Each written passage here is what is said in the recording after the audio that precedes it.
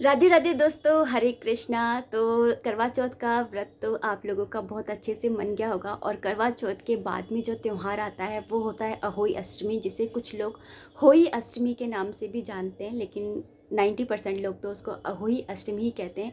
अहोई माता का ये व्रत होता है। अहोई माता जो होती है वो पार्वती माता का ही एक रूप होती हैं।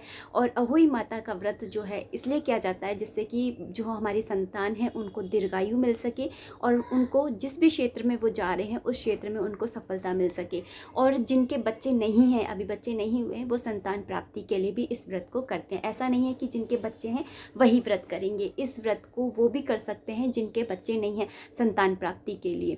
तो वृंदावन में तो है ना, क्या बोलते हैं, राधा कुंड के अंदर स्नान भी किया जाता है इस दिन के ना बच्चे पैदा हो जाए। जिनके बच्चे नहीं होते हैं, निसंतान दंपति जो होते हैं वो राधा कुंड में स्नान करके और बच्चे प्राप्त करने के लिए प्रार्थना करते हैं। तो ये वाला व्रत जो होता है वो पूर्णतया जो होता है बच्चों के लिए होता है। और कई लोग हैं ना ये वाली बात पूछते हैं कि क्या ये व्रत सिर्फ लड़कों की माँ ही कर सकती हैं, जिनकी लड़कियां हो गई हैं वो नहीं कर सकती हैं?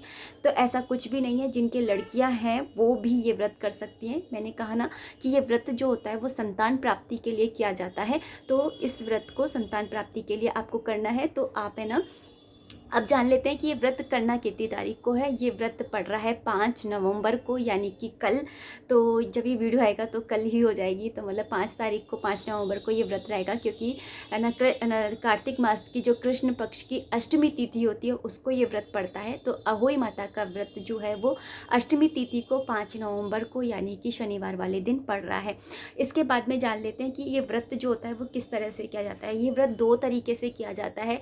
क्योंकि जो एक तो ये होता है कि कुछ लोग होते हैं जो व्रत कर लेते हैं, फिर उसके बाद में दिन के टाइम में कथा सुनते हैं। दिन में उनके यहाँ पे जैसे आपके रिचुअल है आपके यहाँ पर ससुराल में, वैसा ही रिचुअल आपको फॉलो करना है। तो पहले दिन में आपको पूजा कर लेनी होती है और उसके बाद में ना पूजा करने के बाद में खाना वगैरह खा लेते हैं उसमें, उस व्रत में। और फिर रात को तारों की छाँव में जा कर के अर्घ भी देना होता है। और कुछ लोग होते हैं जो भूखे रहते हैं और अर्घ दे करके फिर खाते हैं, लेकिन दिन में भी पूजा करते हैं। तो इस तरह से होती है। और एक होती है कि रात के टाइम में ही पूजा करते हैं, फिर अर्घ दे के खाना खा लेते हैं। और इसमें तारों की पूजा होती है, चंद्रमा की पूजा नहीं होती। जैसे करवा चौथ में चंद्रमा की पूजा की जाती है, ऐसे ही अहोई माता के व्रत में तारों की पूजा की जाती है। क्योंकि पति एक ही होता है, जैसे चंद्रमा एक ही है, तारे बहुत सारे होते हैं तो बच्चे भी बहुत सारे होते हैं। तो ये ऐसे ही है ना, जो अपने, ऐसा नहीं है कि आप अपने बच्चों के लिए करेंगे। जैसे आपकी जेठानी है, देवरानी है, उनके बच्चों की दीर्घायु के लिए भी ये व्रत किया जाता है।